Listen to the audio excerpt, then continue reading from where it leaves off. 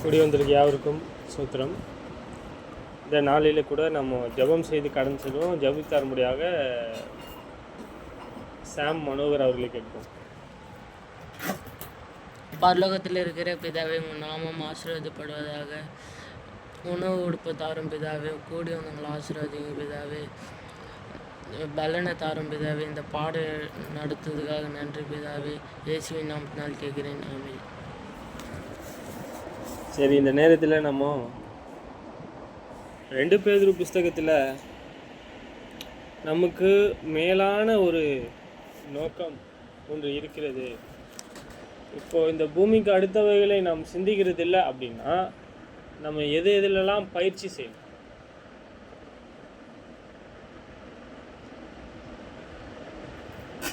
சரி, நாம் தேவனை அறிகிற அறிவிலே நாம் பயிற்சி செய்கிறோமானால், தேவனென்று அறிகிறோமானால் அதிலே நாம் பயிற்சி செய்கிறோன்னா சரி, நம்ம எதை கற்றுக்கணும்?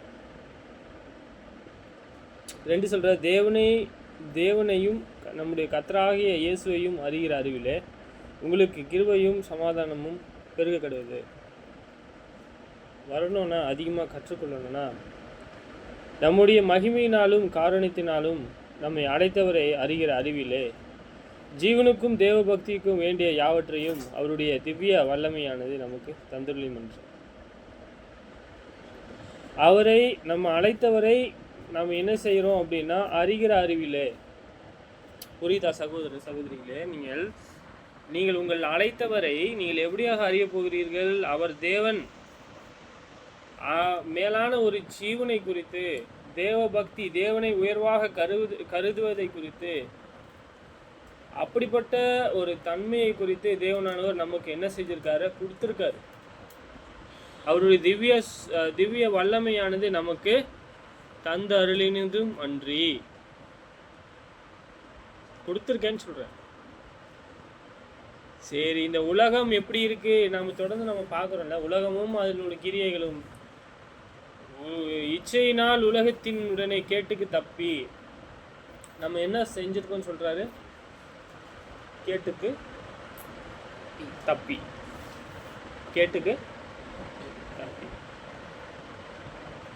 திவ்ய சுபாவத்திற்கு பங்குள்ளவர்களாகும் பொருட்டு, திவ்ய காட்லினஸ், தேவனாய் இருக்கிறதற்கு தம்மை திவ்ய சுபாவத்திற்கு பங்குள்ளவர்களாகுவதற்கும்,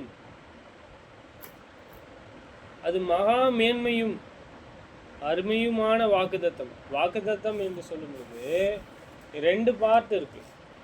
ஒன்று என்ன அப்படின்னா, நீங்கள் கை கொள்ளணும்னா எப்படி சொல்றது? அதை அறிந்து கொள்ளணும், உணர்ந்து கொள்ளணும், இருதயத்தில் வைக்கணும், அதன்படி செய்.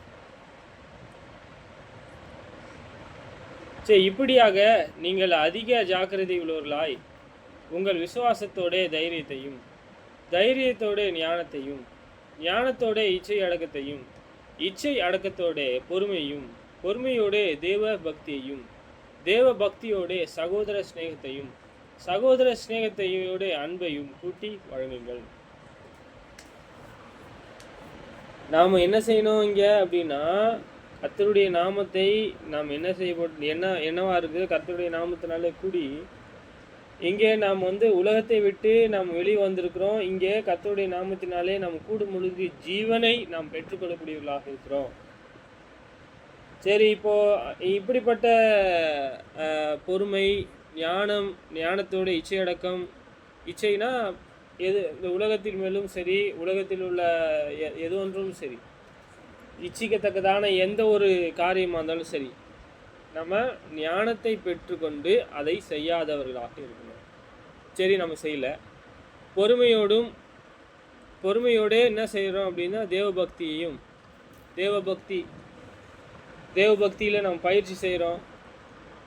தேவபக்தியோட என்னத்தை கூட்டி வழங்குறோம்? சகோதர ஸ்நேகம். சரி, சகோதர ஸ்நேகத்தை கூட்டி வழங்கிட்டோம். அன்பையும் கூட்டி வழங்குங்கள் சொல்கிறாரு. அன்பையும் கூட்டி வழங்குறோம். இதெல்லாம் என்ன கலருன்னு தெரியுமா? இதெல்லாம் எப்படிப்பட்டதுன்னு தெரியுமா? எப்படிப்பட்டது? ஏன் அப்படி தேவனானவர் வகிச்சிருக்காரு தெரியுமா? அதை நம்மளால கண்ணில் பார்க்க முடியாது, காற்றை பார்க்க முடியாதுல்ல. அதே போல் ஆவிக்குரியவனும் வளரக்கூடிய அந்த தருவாயில் ஆவிக்குரியவர்களை பிறந்திருக்கான் அப்படின்னு சொல்லும்போது அவன் கனிகளினாலே அவனை அறியலாம். இதெல்லாம் கனிகள் தான். அவன் இயேசுவை ஏற்றுக்கொண்டு அவன் எப்படி நடக்கிறான். இப்போது உங்களுக்கு யாரோ ஏதோ ஒரு ரோட்டில் போகும்போது உங்களை திட்டுறாங்க, நீங்கள் பதிலுக்கு நீங்கள் திட்டுறீங்க, அது ஆவிக்குரியது இல்லை. பதிலுக்கு ஒன்று திட்டுறாங்க, உன்னை தேவன் கணிந்து கொள்வார், தேவன் பார்த்துப்பார், எல்லாவற்றையும் தேவனானவர் செய்வார் அப்படின்னு நீங்கள் சொல்கிறீங்க அப்படின்னா தேவனுடைய சித்தம் இல்லை அப்படின்னு சொல்லும்போது நாம் யார் மேல் நம்பிக்கையாக இருக்கிறோம்? தொடர்ந்து அவர் மேலே தான் நம்பிக்கையாக இருக்கோம். உண்மை தானே? அவரை தானே சார்ந்து வாழ்கிறோம். அப்போது நம்ம இந்த உலகத்திற்குரியவர்கள் அல்ல, நாம் தேவனுக்குரியவர். நம்ம ராஜாக்களும் ஆசாரியர்களும் ஆக்க போகிறார். ஆக்கிட்டாரா? கர்த்தருக்குள்ளே வந்தீங்கன்னா ஆக்குறாரு. இப்போ நீங்கள் தேவனுடைய குடும்பத்தில் ஒரு பிள்ளையாக இருக்கீங்க, புரியுதா? அப்பா அம்மா உண்மையாக இருக்கிறாங்க, தேவனுடைய குடும்பத்தில் இருக்கிறீங்க, தேவ பக்தியாக நடக்கிற குடும்பத்தில் ஒரு பிள்ளையாக இருக்கிறீங்க, புரியுதுங்களா? இப்போ நான் என்ன சொல்ல வரேன்னா, இவைகள் உங்களுக்கு உண்டானால், இப்படி தெய்வீக சுபாவங்கள் நம்ம கண்ணில் பார்க்க முடியாது, கண்ணில் பார்த்து நம்ம கையில் தொட்டு அதை நம்ம என்ன செய்ய முடியாதான் எடுத்து நமக்கு அணிந்து கொள்ள முடியும். இது உடை மாதிரி கிடையாது. சரி, இங்கே எப்படி இருந்தாலும் இவைகள் உங்களுக்கு உண்டாயிருந்து பெருகினால் உங்களை நம்முடைய கர்த்தராக இயேசுவை அறிகிற அறிவிலே வீணரும் கனியற்றவர்களுமாய் இருக்க ஒட்டாது.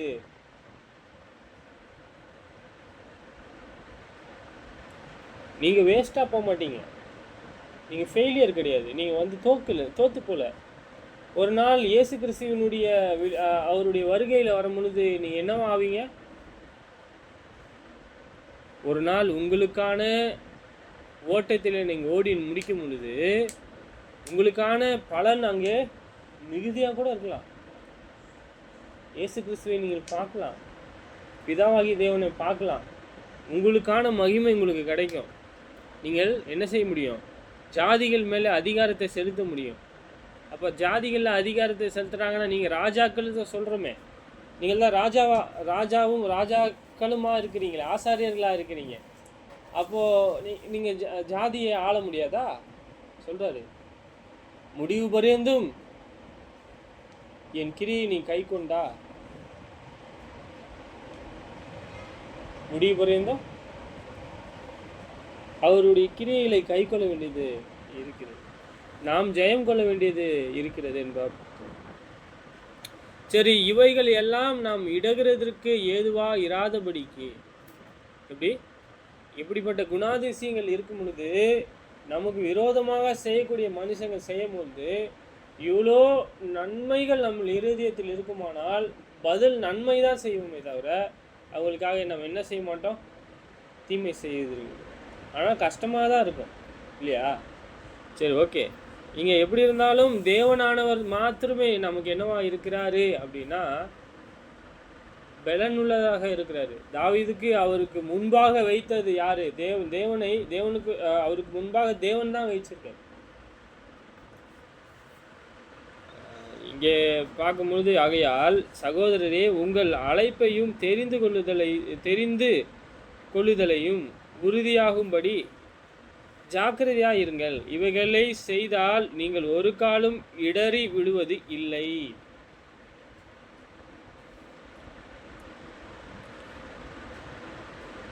சரி, யாருக்கு எழுதுறாரு அப்படின்னா சபைக்கு.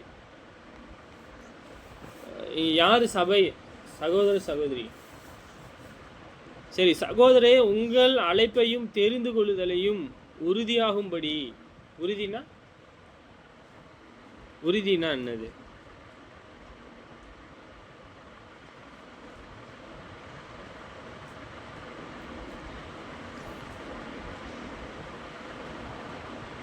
உறுதிதானா? உறுதினா என்ன? சரிங்க, பார்க்க போகிறோம். Wherefore these wraths, brethren, giving you delights to make You are a calling and a election sure for if lay do there are things lay shall never fail. For us so an entrance shall be ministered unto you, abident let into this everlasting kingdom of our Lord and Savior Jesus Christ. Okay okay we have இங்கே நம்ம என்ன பார்க்குறோம் அப்படின்னா இங்கே வந்து நம்ம என்ன பார்த்தோம்? உறுதி, அழைப்பையும் தெரிந்து கொள்ளுதலையும் உறுதியாகும்படி ஜாக்கிரதையா இருக்குன்னு சொல்றார் இல்லையா?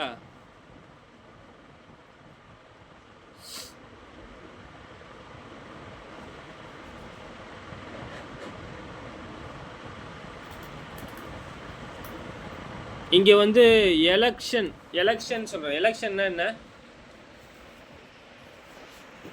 நம்ம போடுவோம்ல, நமக்கு தெரியல. நான் இது வந்து ரொம்ப பழக்கப்பட்ட ஒரு வார்த்தை தானே.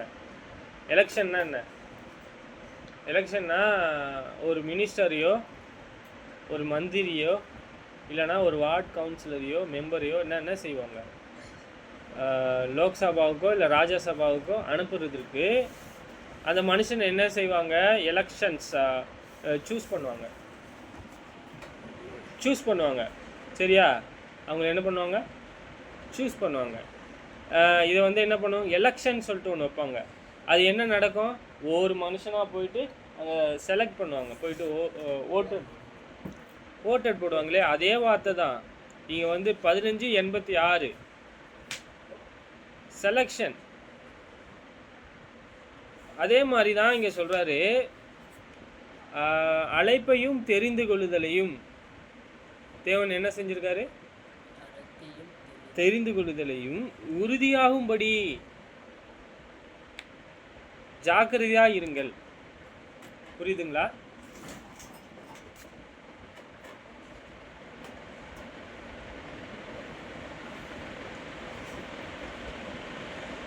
ஸோ நம்ம வந்து என்ன செய்யணும் அப்படின்னா, நம்ம விழுந்து விடாதபடிக்கு இவைகள் செய்தால் நீங்கள் ஒரு காலம் இடறி விழுவது இல்லை.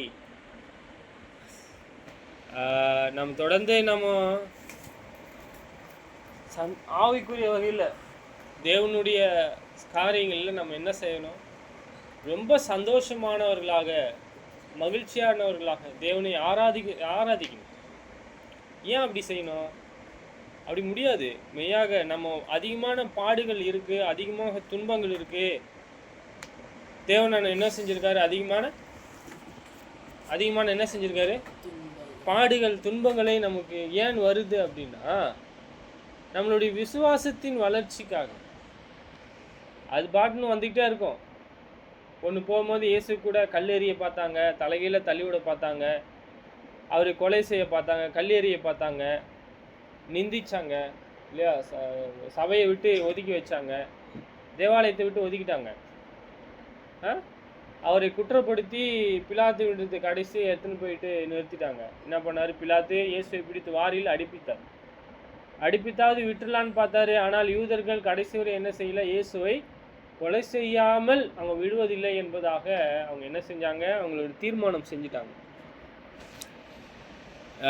தொடர்ந்து நம்ம என்ன செய்யணும்? ஆவிக்குரிய நன்மைகளை நாம் என்ன செய்யணும்? தேவ பக்தியிலே நம்ம அழைத்ததை தெரிந்து கொள்ளுதலையும் உறுதியாகும்படிக்கு நாம் என்ன செய்யணும்? தேவ பக்தியில் தேவனுக்கு எது நன்மையோ, புரியுதுங்களா? எது நன்மையோ அதில் பயிற்சி செய்யணும், எக்ஸசைஸ் பண்ணணும்.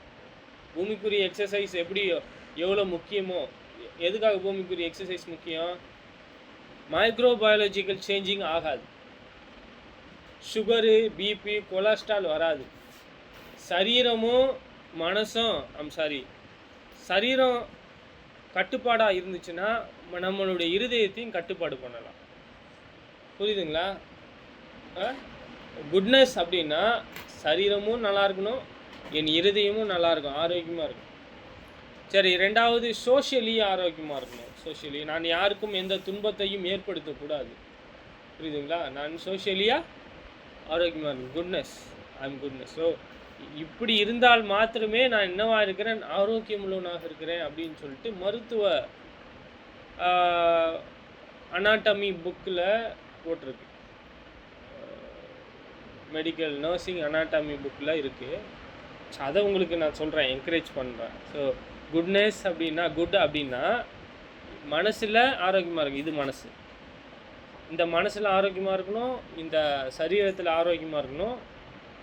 சோஷியலி சுற்றி இருக்கிறவங்க என்னால் துன்பம் வரக்கூடாது, நான் உங்களை எதுவும் துன்புறுத்தக்கூடாது. சரி, இருக்கட்டும். இவ்விதமாய் நம்முடைய கர்த்தரும் இரட்சகருமாகிய இயேசு கிறிஸ்துவினுடைய நித்திய ராஜ்யத்திற்கு உட்பட்டும் பிரவேசம் உங்களுக்கு பரிபூர்ணமாய் அளிக்கப்படும். இதெல்லாம் நம்ம கை கொண்டு, சரிங்களா, இதெல்லாம் நாம் செய்வோமானால், நாம் அந்தகார கிரியைகளில் உடன்படாமல் இருப்போமானால், அதுக்கு நாங்கள் பாகமாக ஐக்கியம் கொள்ளாமல் இருப்போமானால், அந்த கொய்னனியா இல்லாமல் இருப்போமானால் சொல்கிறாரு,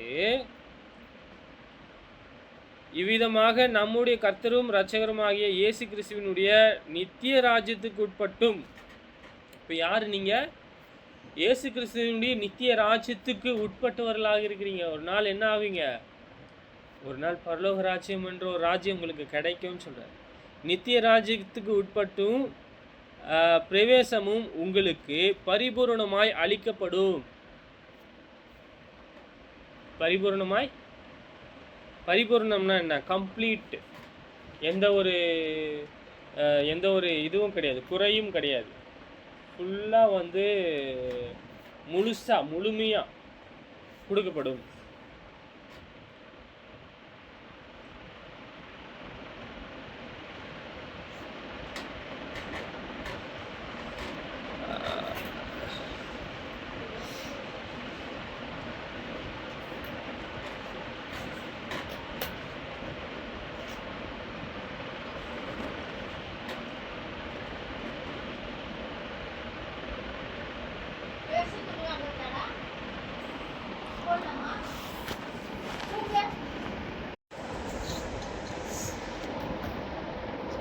சரி, இங்கே நம்ம பிற்பாடு நம்ம இங்கே வரப்போகிறோம் இதே அதிகாரத்திற்கு. தற்சமயமானது நம்ம என்ன செய்ய போகிறோம்? இயேசுவானவர் நமக்கு ஆவிக்குரிய வாக்குத்தத்தங்கள், ஆவிக்குரிய நன்மைகளை அளித்திருக்கிறார். அதை நாம் பார்த்தோம் இல்லையா? சரிங்க, யோவான் 4ஆம் அதிகாரத்தில் நம்ம போக போகிறோம். யோவான் 4:4. அவர் சமாரியா நாட்டின் வழியாய் போக வேண்டியதாய் இருந்தபடியால் யாக்கோபு தன் குமாரனாகிய யோசேப்புக்கு கொடுத்த நிலத்திற்கு அருகே இருந்த சமாரியாவில் உள்ள சீகேர் எனப்பட்ட ஊருக்கு வந்தார். அங்கே யாக்கோபனுடைய கிணறு இருந்தது. இயேசு பிரயாணத்தினாலே இளைப்படைந்தவராய் அந்த கிணற்றில் அருகே உட்கார்ந்தார். அப்பொழுது ஏறக்குறைய 6ஆம் மணி நேர வேலையாக இருந்தது. அவருடைய சீஷர்களே போஜனம் பதார்த்தங்களை கொள்ளும்படி ஊருக்குள்ளே போயிருந்தார்கள். அப்பொழுது சமாரியா நாட்டில் ஆகிய ஒரு ஸ்திரீ தண்ணீர் மொள்ள வந்தால் இயேசு அவளை நோக்கி, தாகத்திற்கு தா என்றார். யூதர்கள் சமாரியாவுடனே சம்பந்த கலவதா இராதபடியால் சமாரியா ஸ்திரீ அவளை நோக்கி, நீ யூதர்களா இருக்க சமாரியா ஸ்திரீ ஆகிய என்னிடத்திலே தாகத்திற்கு தா என்று எப்படி கேட்கலாம் என்றார்.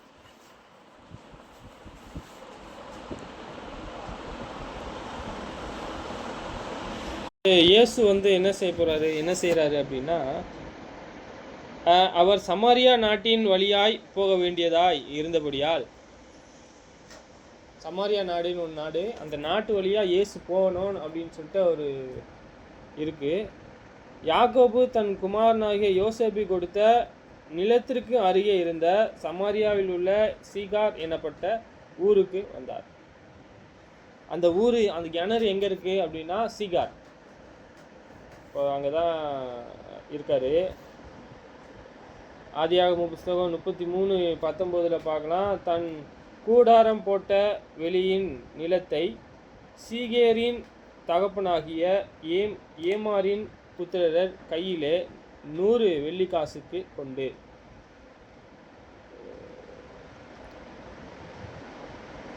இங்கே தான் என்ன செய்கிறாங்க, 100 வெள்ளிக்காசுக்கு அந்த நிலத்தை வாங்குறாங்க. இதை வந்து எப்போ,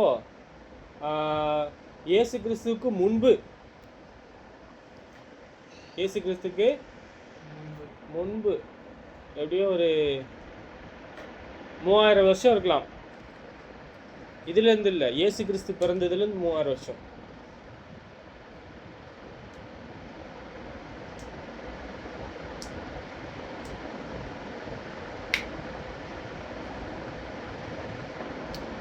சரி, இங்கே யோசேப்பு இங்கே பாருங்கள், யோசுவா புஸ்தகம் 24:33 இஸ்ரவேல் புத்திரர்கள் எகிப்திலிருந்து கொண்டு வந்த யோசேப்பின் எலும்புகளை அவர்கள் சீகேமிலே யாக்கோபு சீகேமின் தகப்பனாகிய எம்ரோனினுடைய புத்திரரின் கையிலே 100 வெள்ளிக்காசுக்கு கொண்ட நிலத்தின் பங்கிலே அடக்கம் பண்ணினார்கள். அந்த நிலம் யோசேப்பின் புத்திரருக்கு சுதந்திரமாயிற்று. புரியுதா உங்களுக்கு சொல்றது? இயேசுவானவர் உக்காந்துட்டு இருக்கிற நிலம் தான் என்ன இப்போ வாசிக்கிறோம், அது பார்க்குறோம். அங்கே யாக்கோபினுடைய கிணறு இருந்தது, அதுதான் பார்க்குறோம். எகிப்தில் அடிமையாக இருக்கும் பொழுதே நம்ம என்ன பார்த்தோம் அப்படின்னா, அவங்க வந்து அந்த நிலத்தை வாங்குறாங்க. ஏன்னா அந்த அவரை வந்து அடக்கம் பண்ணுவதற்காக, அவர் எலும்பு வைத்து அடக்கம் பண்ணுவதற்காக வாங்குறாங்க. அங்கேயே செத்துட்டார் அவர். சரி, இங்கே ஆதியாகமம் 33:19 பார்க்குறோம். நான் கூடாரம் போட்ட வெளியின் நிலத்தை சீகேமின் தகப்பனாகிய ஏம்ரோனின் புத்திரரின் கையிலே 100 வெள்ளிக்காசுக்கு கொண்டு. அது வாங்குறாங்க, 2 தடவை வாங்குறாங்க. அங்கே அவருடைய சீஷர்களே போஜன பதார்த்தங்களை கொல்லும்படி ஊருக்குள்ளே போயிருந்தார்கள். அப்பொழுது சமாரியா நாட்டினாகிய ஒரு ஸ்திரீ தண்ணீர் மொல்ல வந்தாள். இயேசு அவளை நோக்கி, தாகத்திற்கு தா என்று யூதர்கள் சமாரியாவுடனே சம்பந்தம் கலவாததை ஆனபடியே சமாரியா ஸ்திரீ அவரை நோக்கி, நீ யூதரா இருக்க சமாரியா ஸ்திரீ ஆகிய என்னிடத்திலே தாகத்திற்கு தா என்று எப்படி கேட்கலாம் என்றார். சரி, இயேசுக்கு அதுக்கு பிரதியுத்தரமாக சொல்கிறார் பாருங்க. அவர் இங்கே ஒளியை குறித்து, தேவனுடைய வார்த்தையை குறித்து பிரசங்கிக்கிறார். ஆனால் அவங்களுக்கு என்ன தெரியல, அதை பற்றி அவங்களுக்கு புரியல பாருங்க. இயேசு அவளுக்கு பிரதியுத்தரமாக, நீ தேவனுடைய ஈவையும் தாகத்திற்கு தா என்று உன்னிடத்தில் கேட்கிற இன்னார் என்பதையும் அறிந்திருக்கிறதினால் நீயோ அவரிடத்தில் கேட்டிருப்பாய், அவர் உனக்கு ஜீவ தண்ணீரை கொடுத்திருப்பார் என்றார். ஜீவ தண்ணீரா அப்படின்னா என்ன? தேவனுடைய வார்த்தை தான். இப்போ நான் என்ன ஒரு எம்டி மைண்டாக இருக்கிறவங்ககிட்ட ஜீவ தண்ணீரை பற்றி பேசும்பொழுது அவங்களுக்கு என்ன தெரியுமா? ஜீவனுள்ள வார்த்தை என்னவா இருக்குது? எது ஜீவன் உள்ளது? இயேசு விட்டு இருந்துச்சுன்னு சொல்கிறோம். அதற்கு அந்த ஸ்திரீ, ஆண்டவரே, மொண்டு கொள்ள உம்மிடத்திலே பாத்திரம் இல்லையே, கிணறும் ஆழமாக இருக்கிறது, பின்ன எங்கிருந்து உமக்கு ஜீவ தண்ணீர் உண்டாகும்? அந்த ஜீவ தண்ணீரை அந்த ஸ்திரீ என்ன நினச்சிட்டாங்கன்னா, தொடர்ந்து இது ஃபிசிக்கலாக மொழ்கிற தண்ணி தான். ஏன்னா கிணறு பக்கத்தில் வேறு இருக்கார், அவங்க வேறு தண்ணி மொண்டுட்ருக்காங்க. சரி, இவர் இப்படி சொன்னோன்னே என்னாச்சு?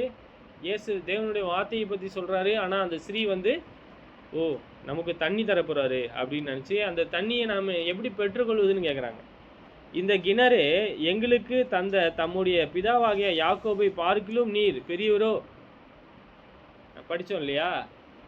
அந்த யாக்கோபை பார்க்கிலும் நீங்கள் பெரியவரா? இந்த கிணறு எங்களுக்கு கொடுத்தது, இந்த கிணறு யார் கொடுத்தது? யாக்கோபு. அவரும் அவர் பிள்ளைகளும் அவர் மிருக ஜீவன்களும் இதிலே குடித்துண்டு என்றார்கள். இயேசு அவர்களுக்கு பிரதியுத்தரமாக, இந்த தண்ணீரை குடிக்கனுக்கு மறுபடியும் தாகம் உண்டாகும். நான் கொடுக்கும் தண்ணீரை குடிக்கிறவனுக்கே ஒரு காலும் தாகம் உண்டாகாது. நான் அவனுக்கு கொடுக்கும் தண்ணீர் அவனுக்குள்ளே நித்திய ஜீவகாலமாய் ஊற்றாயிருக்கும் என்றார். இப்போ தேவனுடைய வார்த்தையை நீங்கள் கேட்குறீங்கல்ல, அது நீங்கள் உணர்ந்து கொண்டு ஒரு நாள் நீங்கள் என்ன செய்ய முடியும் அப்படின்னா, உங்களுடைய ஓட்டத்தை நீங்கள் ஓடிக்கொண்டு அவருடைய நன்மைகளை செய்ய முடியுது சொல்கிறேன். நமக்கு என்ன ஆகாது? நமக்கு ஆவிக்குரிய வகையில் நம்ம என்ன செய்ய மாட்டோம்? தாகமுள்ளவர்களாக இருக்க மாட்டோம்.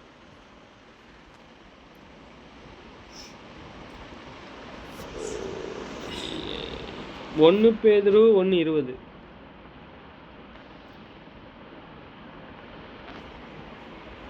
அவர் உலகத் தோற்றத்திற்கு முன்னே குறிக்கப்பட்டவராயிருந்து தமது மூலமாய் தேவன் மேலே விசுவாசமாயிருக்கிற உங்களுக்காக இந்த கடைசி காலத்திலே வெளிப்பட்டார். அவர் எப்போ வெளிப்பட்டார்? எதுக்காக வெளிப்பட்டார்? ஏன் வெளிப்பட்டார்? சரி, அவர் உலக தோற்றத்துக்கு முன்னே குறிக்கப்பட்டவராக இருந்து எதுக்காக, ஏன் குறிக்கப்பட்டார்? எப்படிப்பட்டவராக குறிக்கப்பட்டார் பாருங்க. தமது மூலமாய் தேவன் மேலே விசுவாசமாக இருக்கிற உங்களுக்காக இந்த கடைசி காலத்திலே வெளிப்பட்டார்.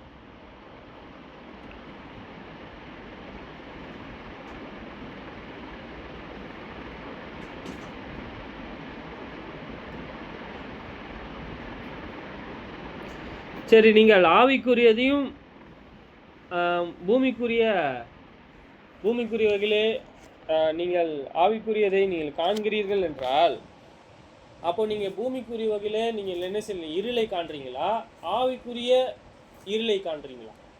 கேள்வி. பூமிக்குரிய வகையிலே நீங்கள் இப்போ தேவனுடைய வார்த்தையை காண்றீங்க, பார்க்குறீங்க அப்படின்னா, நீங்கள் தொடர்ந்து ஆவிக்குரிய இருளா இருக்கிறீங்களா, இல்லைன்னா நீதியை செய்கிறவர்களா இருக்கிறீங்களா? மாயான காரியங்களை செய்கிறவர்களா இருக்கிறீங்களா, வெளிச்சத்தை காணக்கூடியவர்களா இருக்கிறீங்களா? தொடர்ந்து நம்ம என்ன செய்கிறோம் அப்படின்னா, நம்ம வெளிச்சத்தை காணக்கூடியவர்களா இருக்கிறோம். ஆவிக்குரிய பார்வையை நமக்கு இருக்குமானால், ஆவிக்குரிய காரியங்களை, இயேசு கிறிஸ்துவினுடைய காரியங்களை நீங்கள் காணுகிறீங்க அப்படின்னா ஆவிக்குரிய வெளிச்சம் உள்ளவர்களா இருக்கிறீங்க.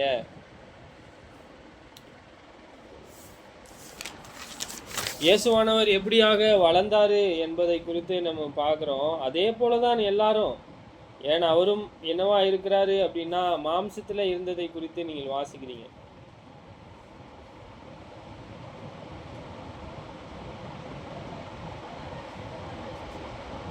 மனுஷனுடைய தயவிலும் தேவனுடைய இரக்கத்திலும் அவர் என்ன செஞ்சார்? அதிகமாக விருத்தி அடைந்தார் என்பதை குறித்து நம்ம வாசிக்கிறோம். மத்தேயு புஸ்தகம்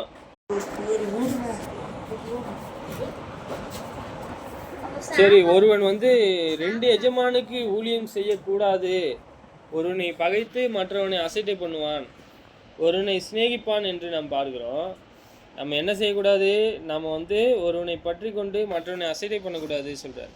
இந்த 2 எஜமான் என்பது ஒன்று உலக பொருளாகிறது. எந்த ஊழியக்காரனும் 2 எஜமானுக்கு ஊழியம் செய்யக்கூடாது. ஒருவனை பகைத்து மற்றவனை சிநேகிப்பான், அல்லது ஒருவனை பற்றி கொண்டு மற்றவனை அசட்டை பண்ணுவான். தேவனுக்கும் உலக பொருளுக்கும் ஊழியம் செய்ய உங்களால் கூடாது என்றார்.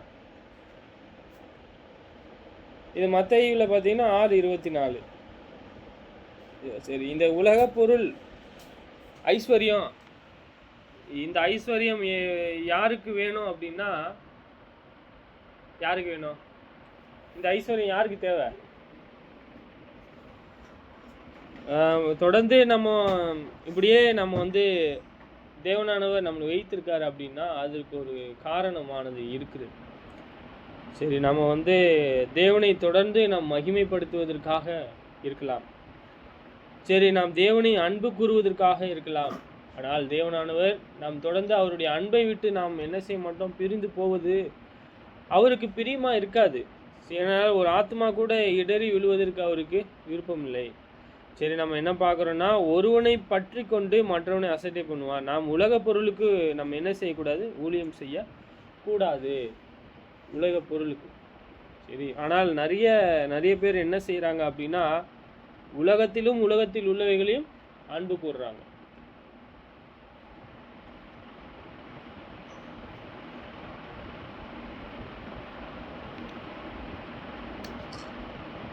இதையெல்லாம்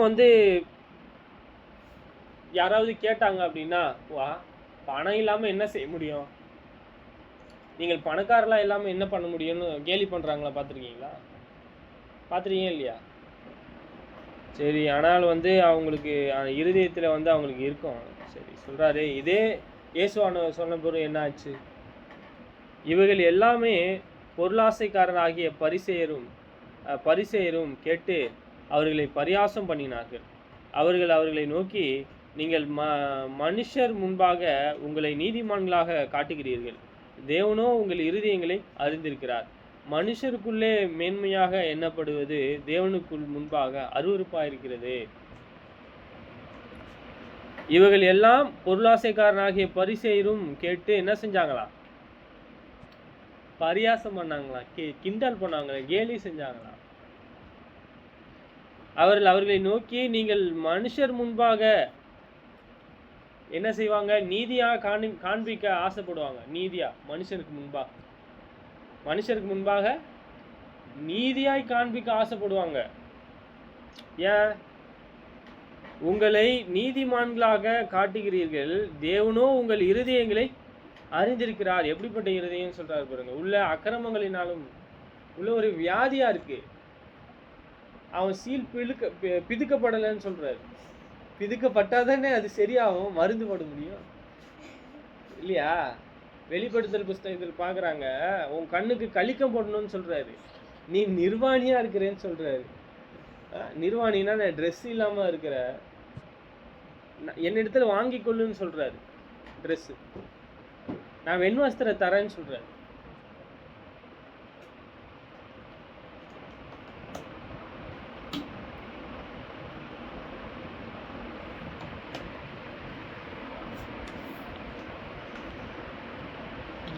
சார், தொடர்ந்து நம்ம என்ன பார்க்குறோம் அப்படின்னா, நம்ம 2 எஜமானுக்கு தொடர்ந்து என்ன செய்யக்கூடாது? ஊழியம் செய்யக்கூடாது.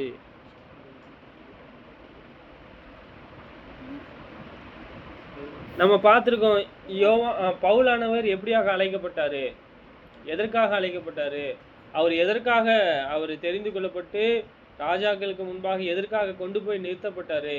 அவருடைய நாமத்தை நிமித்தமாக அவர் அழைக்கப்பட்டு என்ன செய்யப்பட்டாரு? அவர் அதிகமாக துன்புறுத்தப்பட்டார், அதிகமாக பாடுபடுத்தப்பட்டார். இப்போ நான் அவர் ஓடினாரு, அவர் ஓட்டத்தை முடிச்சாரு, அவருக்காக வைக்கப்பட்டிருக்கிற ஒரு கிரீடம் இருக்கு, எனக்காக வைக்கப்பட்டிருக்குன்னு சொல்லுவார். அப்போ நான் என்னுடைய ஓட்டத்திலே, எபிரேயர் புஸ்தகம் 12ஆம் அதிகாரத்தில், எனக்கு முன்பாக இருக்கக்கூடிய ஓட்டத்திலே பாவத்தை தள்ளிவிட்டு, பாவம் எனக்கு வேணாம், அவர் பிரமாணத்தை செய்து நான் தொடர்ந்து ஓடிக்கொண்டே இருப்பேனால் நான் என்ன ஆவேன்? ஒரு நாள் என் ஓட்டம் முடியும் போது எனக்கான ஒரு கிரீடமானது வைக்கப்பட்டிருக்கிறோம். அது பூமிக்குரியது. மேலே நான் மறித்து இங்கே பூமிக்குரிய வகையில் என்னை மனுஷர்கள் அடிச்சிருக்கலாம், நான் தோத்துருக்கலாம்.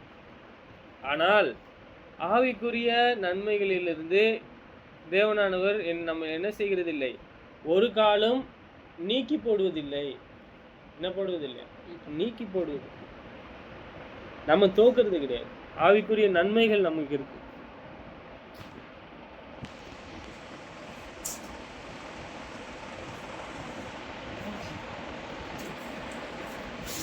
சொல்றாரு, இதற்காகவே நீங்களே அழைக்கப்பட்டு இருக்கிறீர்கள், ஏனெனில் கிறிஸ்துவும் உங்களுக்காக பாடுபட்டு நீங்கள் தம்முடைய அடிச்சுவடை தொடர்ந்து வரும்படிக்கு உங்களுக்கு மாதிரியை பின்வைத்து போனார். எதற்காக? நாம் அவருடைய வார்த்தைகளையும் கை கொள்ள வேண்டும் என்றுதான் அழைக்கப்பட்டிருக்கோம். பாடுகளுக்காக மாத்திரம் கிடையாது, புரியுதா? பாடுகள் வரும், ஆனால் பாடுகளுக்கு மாத்திரம் அல்ல, அவருடைய நன்மைகளுக்காகவும் நீங்கள் அழைக்கப்பட்டிருக்கிறீர்கள். அவரும் அந்த நன்மைகளுக்காக அழைக்கப்பட்டிருக்காரு. அவருக்காக ஒரு என்ன இருக்கு, ஒரு கனமானது மேலே பிதாவானவர் கொடுத்தார். நமக்கும் என்ன செய்யப்பட்ட, நம் ஓட்டத்தை முடிக்கும் பொழுது, நாமும் அழைக்கப்பட்ட நோக்கத்தை நிறைவேற்றும் பொழுது, நமக்கும் பிதாவானவர் நமக்கு அந்த வாக்குத்தத்தை கொடுத்துருக்காரு. அதையும் என்ன செய்வாங்க? தேவனானவர் அதுக்கு நமக்கு நம்மளுடைய கிரியைக்கு தக்க பலனை தேவனானவர் கொடுக்கறதற்கு தயாரா இருப்பார்.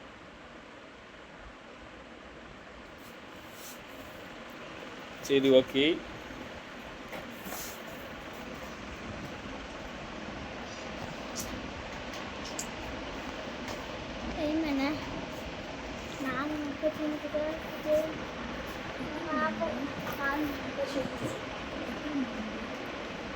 லூக்கா 14:33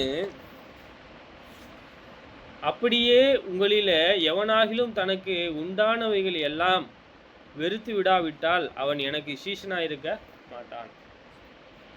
சிலர் என்ன செய்கிறாங்க அப்படின்னா, சீஷர்கள் எனக்கு உண்டானவைகள் எல்லாம் நான் என்ன செய்கிறது இல்லை அப்படின்னா வெறுத்து விடுகிறது இல்லை. அப்படி வெறுத்து விடணும்னா என் வீட்டில் இருக்கிறது எல்லாத்தையும் விற்று கொடுத்துடணும், என்கிட்ட இருக்கிறது எல்லாத்தையும் மற்றவங்களுக்கு கொடுத்துடணும். அப்படிதான் சொல்ல வரீங்களான்னு ஒருத்தர் கேட்டார். என்ன கேட்டார்?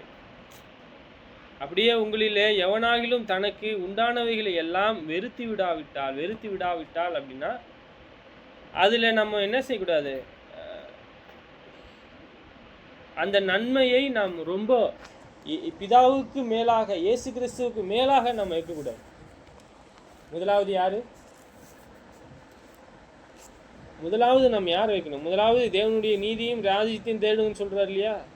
இங்கே என்ன செய்யறோம்? அப்படியே உங்களில் எவனாகிலும் தனக்கு உண்டானவைகளை எல்லாம் வெறுத்து விடாவிட்டால், எனக்கு அது விரோதமாக இருக்குன்னு அவசியம் கிடையாது ஒருவேளை, ஆனால் அதில் நான் முக்கியமாக தேவனை விட அதிகமாக நான் நேசிக்காமல் இருக்கேன். புரியுதா? சொல்றாரு, உப்பு நல்லது தான், உப்பு சாரமற்று போனால் எதினாலே சாரமாக்கப்படும். உப்பு இருக்குல்ல, உப்பு நல்லதுதான். ஏன்னா சாப்பாட்டில் போடும் பொழுது அதில் இருக்கிற கசப்பு தன்மையெல்லாம் எடுத்துருன்னு சொல்லுவாங்க. கேள்விப்பட்டுக்கிறீங்களா? உப்பு போடாமல் சாப்பிட்டு பாருங்களேன், நல்லா இருக்காது. ஆனால் உப்பு போட்டு சாப்பிட்டு பாருங்களேன், அது டேஸ்ட்டே வித்தியாசமாக இருக்கும். ஏன் அப்படி? அதில் இருக்கிற கசப்பு தன்மையை உப்பு எடுத்துரும்.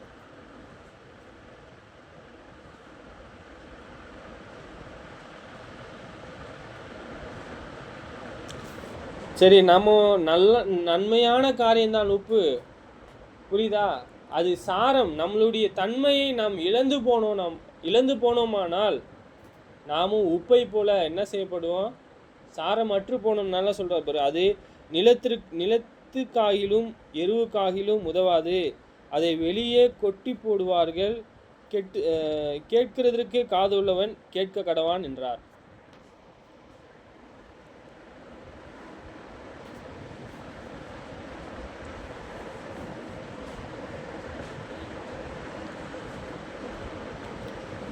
சரி, நம்ம தொடர்ந்து நம்ம என்ன பார்க்குறோம் அப்படின்னா 14:33 லூக்கால அந்த உப்பானது அதோடைய தன்மையை இழந்து போகுமானால் அது என்னது இல்லை, பிரயோஜனம் இல்லை. மார்க் புஸ்தகம் 8:35 தன் ஜீவனை ரட்சிக்க விரும்புகிறவன் அதை இழந்து போவான், என் நிமித்தமும் சுவிசேஷத்து நிமித்தமும் தன் ஜீவனை இழந்து போகிறவன் அதை ரட்சித்து கொள்வான். ஒரு மனுஷன் உலகம் முழுவதையும் ஆதாயப்படுத்தி கொள்ளுகிறான், ஆனால் சொல்றாரு தன்னுடைய ஆத்துமாவை நஷ்டப்படுத்தி கொண்டும் தன் ஜீவனை நஷ்டப்படுத்தினால் அவனுக்கு லாபம் என்ன? லாபம் என்ன? உலகம் முழுவதையும் ஆதாயப்படுத்தி கொள்றானா அவன் யாரு?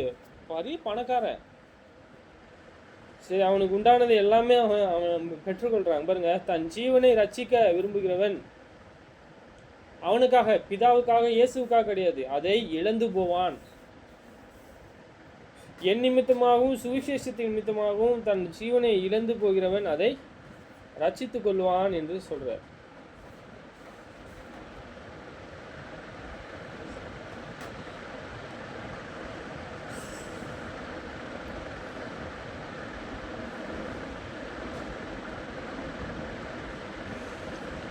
சரி, இப்போ பாருங்க, நான் உலகம் முழுவதையும் ஆதாயப்படுத்தி கொண்டுட்டேன், என் ஜீவனை நஷ்டப்படுத்திட்டேன், என் தேவன் என்று நான் மகிமைப்படுத்தல, இயேசு கிறிஸ்துவனுடைய அடிச்சூடில் எடுக்கல, என் சிலுவையை நான் நிதினமும் எடுத்து நடக்கல அப்படின்னா மனுஷன் தன் ஜீவனுக்கு ஈடாக எண்ணத்தை கொடுப்பான்.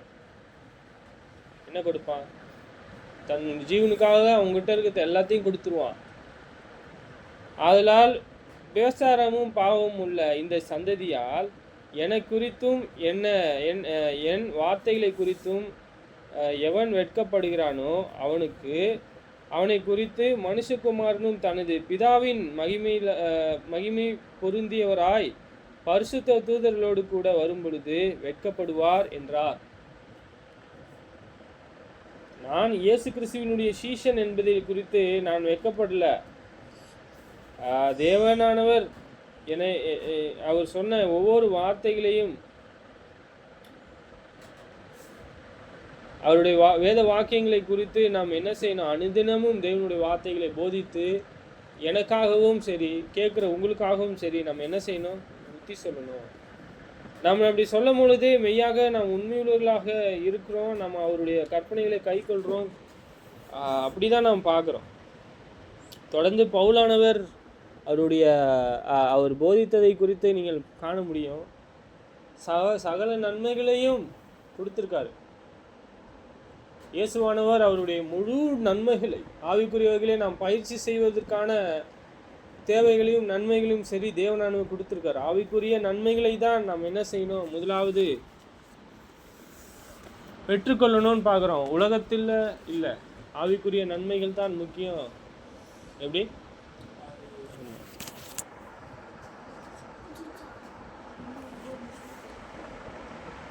ஜெபம் செய்வோம். ஜெபித்தரும்படியாக ஜீவன் அவர்களை கேட்போம்.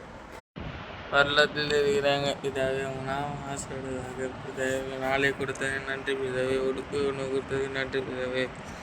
பிதாவே, இந்த சுவாதிலிருந்து ரட்சிங்க பிதாவே. பிதாவே, பலத்தை கொடுங்க பிதாவே. பிதாவே, உங்களை போல உங்கள் குமாரனை போல இருக்க உதவி செய்யும் பிதாவே. பிதாவே, இந்த நாளில் பைபிள் ஆசையை ஏற்றது நன்றி பிதாவே. இயேசு கிறிஸ்து நாமத்தில் கேட்கிறேன், ஆமென். ஜெபம் செய்வோம். பரலோகத்திலே வாசமாயிருக்கின்ற பிதாவே, இரக்கமுள்ள தேவனே, உங்களை துதிக்கின்றோம், சோத்தரிக்கிறோம். இந்த நாளை கொடுத்து உங்கள் இரக்கத்திற்காக நன்றி பிதாவே.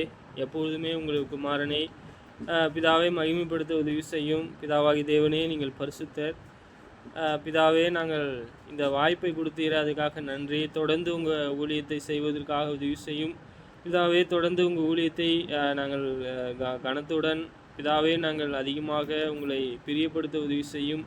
உங்களைப் போல் ஒரு தேவன் இல்லை. எங்களுக்கு மேலான ஒரு காரியங்களை அங்கே ஒரு உலகத்தை வைத்திருக்கிறீர் பிதாவே. அந்த உலகத்திற்காக நாங்கள் ஜெபிக்கிறோம். தொடர்ந்து இந்த இப்படிப்பட்ட வேத வாக்கியங்களை கேட்கக்கூடிய இந்த பிள்ளைகளை ஆசீர்வதியும், கூடி வந்தவர்களை ஆசீர்வதியும், சகோதரர்களை ஆசீர்வதியும் பிதாவாகி தேவனே. நீங்கள் பரிசுத்தராக இருக்கிறீர். நாங்கள் அந்த பரிசுத்தத்திலே வாழ்வதற்கு நீங்கள் தாமே எங்களுக்கு உதவி செய்யும்படியாக வேண்டல் செய்கின்றோம். இரக்கமுள்ள தேவன் தாமே எங்களை ஆசீர்வதிப்பீராக. நீங்கள் பிதாவே, நீங்கள் ஒருவரே பெரியவராக இருக்கின்றீர். உங்களை தேவனே தேவன் என்று மகிமைப்படுத்த உதவி செய்வீராக பிதாவே. நாங்கள் எப்பொழுதுமே உங்களை கனத்திற்குரியவர்களாக எண்ண உதவி செய்யும். நீங்கள் பரிசுத்த தேவனாக இருக்கின்றீர், அன்பு நிறைந்தவராக இருக்கின்றீர் பிதாவே. உங்களுடைய பரிசுத்த நாமத்தை துதிக்கிறதற்காக, சோத்தரிப்பதற்காக உதவி செய்யும் பிதாவாகி தேவன் தாமே எங்களை ஆசீர்வதித்து வழிநடத்துவீராக. உங்களுடைய நாமத்தை நாங்கள் எப்பொழுதுமே போற்றுவதற்கு உதவி செய்யும் பிதாவே. நீங்கள் தாம் எங்களுக்கு பூமிக்குரிய வகையிலையும் தேவையான நன்மைகளை செய்து அருளும்படியாகவும் பிதாவே தேவனே, நாங்கள் உலகத்திற்கு நாங்கள் ஒத்த வேஷம் தெரியாமலும் பிதாவே உங்களை பிரியப்படுத்த உதவி செய்யும் பிதாவாகிய தேவனே. நாங்கள் தொடர்ந்து உங்களைப் போல உங்கள் குமாரனைப் போல ஆகிறதற்கான எங்களுக்கு சந்தர்ப்பத்தை தாரும் பிதாவே. நீங்கள் பரிசுத்தராக இருக்கின்றீர் பிதாவே. நீங்கள் பெரியவர், நீங்கள் நீதி உள்ளவராக இருக்கின்றீர் தேவனே. உங்களை மகிமைப்படுத்த உதவி செய்யும் பிதாவாகிய தேவனே. நீங்கள் தாம் இந்த குடும்பத்தை ஆசீர்வதியும், பெற்றோர்களை ஆசீர்வதியும், சுற்றி இருக்கிற ஒருவரை ஆசீர்வதியும், எங்களுக்கு சுகபலனை தாரும் பிதாவே. எங்களை பாதுகாத்துக்கொள்ளும். இன்னும் உங்கள் வேத வாக்கியங்களை போதிக்க உதவி செய்யும். குமாரன் இயேசுவின் இனிய நாமத்திலே கேட்கின்றோம் பிதாவே. ஆமென்.